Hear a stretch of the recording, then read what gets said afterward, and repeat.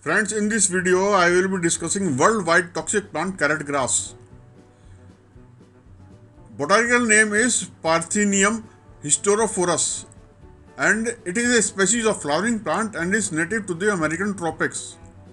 In India, the common local name of this plant is Gajar Ghas, that is carrot grass or Congress grass, also known as Santa Maria, few, white top weed and famine weed.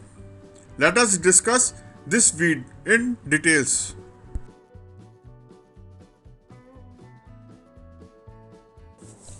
We are continuing our journey in Uttarakhand. We are moving from Dehradun to Mussoorie. This is the part of Rajpur. This is a small place in the way of Mussoorie. During rainy season, there are many plants which grows by itself, and these are very dangerous. These are weeds. They may be poisonous, they may be toxic and unwanted plants.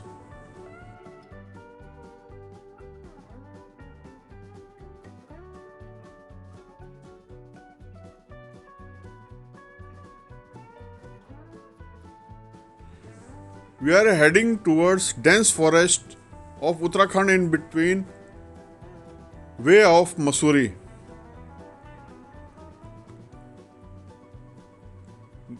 This is a rainy season and the month of July we will find all over greenery. Very beautiful weather in July, August and September.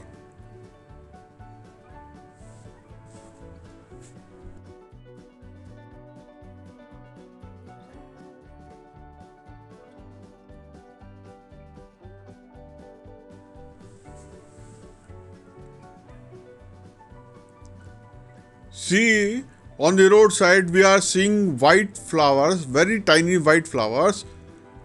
These are flowers of carrot grass. This is very dangerous weed that grows in rainy season here in Uttarakhand. It is uncontrollable.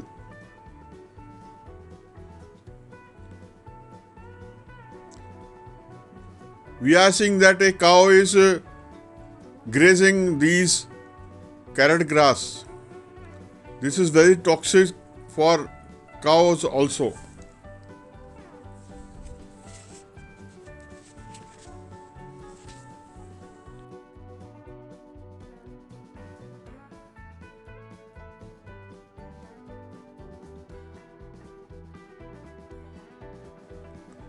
Beautiful Uttarakhand.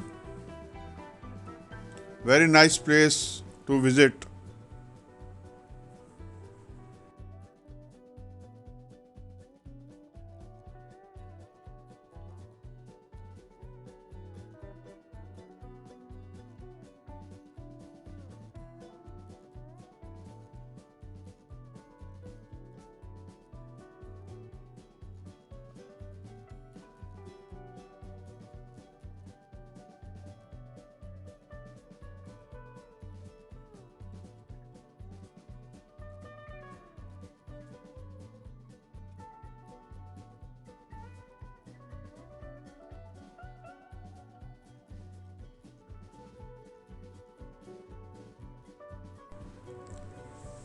Right now we are in Rajpur. This is a small place about 10 kilometers from Dehradun.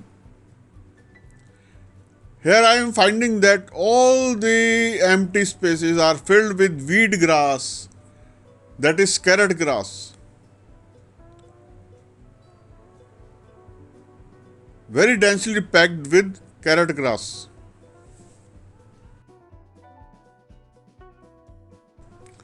See, on the roadside we are finding this weed, carrot grass.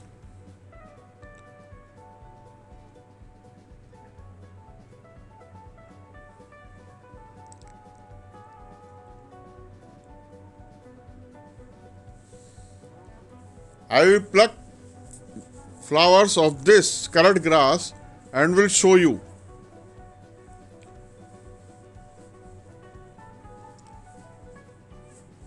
very tiny flowers.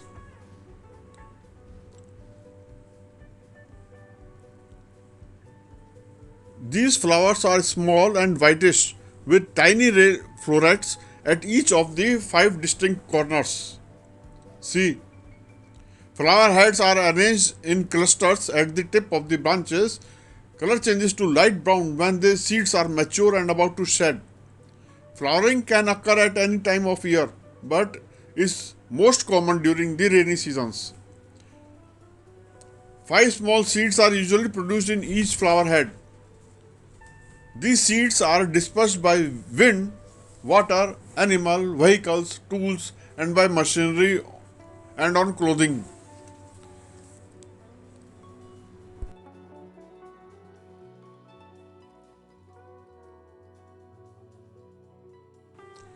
See, this plant is much branched, very short lived, upright, aggressive, ubiquitous, annual herbaceous. It usually grows 2 to 4.5 feet in height. See its length. The roots are very small. They can be easily plucked. Stems and leaves are hairy.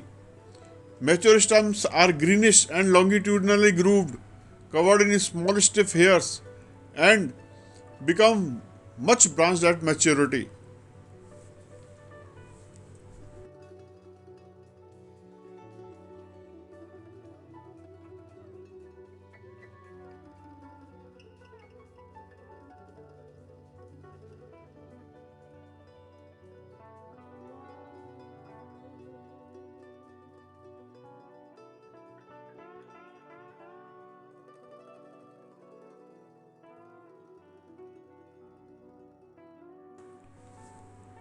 The leaves on the stem are alternate and upper leaves are entire to slightly lobed.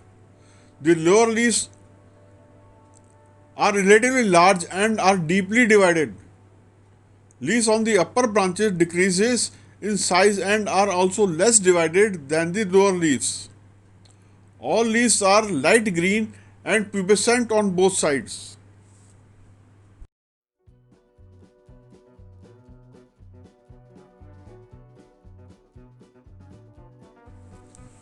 This gajar ghas invades disturbed land, including roadsides. It infests pastures and farmlands, causing often disastrous loss of yield. That's why known as famine weed. In some areas, heavy outbreaks have been ubiquitous, affecting livestock and crop production and human health also. As an invader, it first appeared as a containment in important wheat some about 3 decades before in India.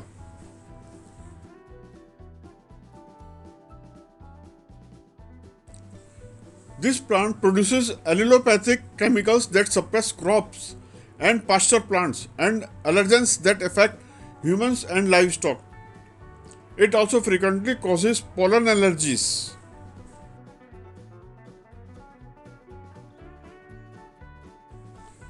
This weed is considered to be a cause of allergic, respiratory problems, asthma, bronchitis, contact dermatitis, mutagenicity in human and livestock. Regular contact with plant, usually over a prolonged period, produces allergenic dermatitis and asthma in human beings and also in domestic animals. The main substance responsible is parthenin, which is dangerously toxic. It is also responsible for bitter milk disease in livestock when their fodder is polluted with parthenium leaves, that is gajar ghas.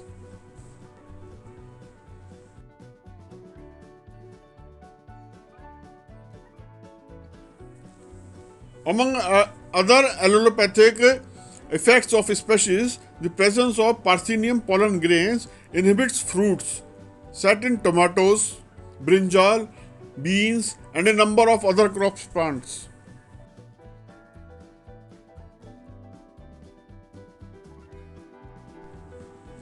Large infestations of gajar ghas in cultivated fields may be hoed or weeded by hand. The application of herbicides is expensive and often harmful. The most satisfactory and promising means of practical long-term control are biological. Several species that feed on weed are variously in use or on trial in various countries. The best established control organism so far is a beetle. Native to Mexico, was first introduced in 1984. It since has become widespread and well established on subcontinent.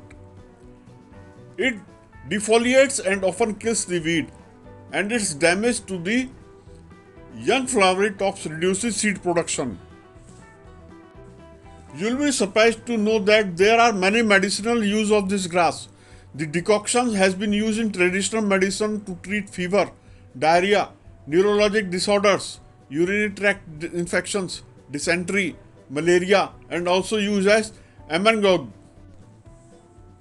It is being investigated as means of removing heavy metals and dyes from environment, control of aquatic weeds, commercial enzyme production.